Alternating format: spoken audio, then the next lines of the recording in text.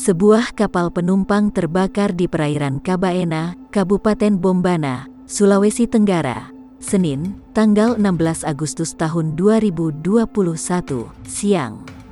Semua penumpang selamat setelah dibantu warga setempat.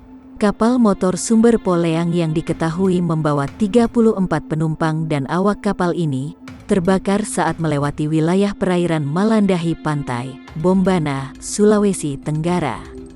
Berdasarkan keterangan saksi, api pertama kali terlihat di bagian belakang kapal, kemudian dengan cepat membesar dan merambat ke seluruh bagian kapal.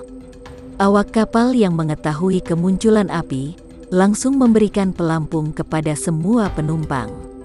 Warga yang melihat kebakaran kapal ini kemudian membawa perahunya untuk menyelamatkan seluruh penumpang.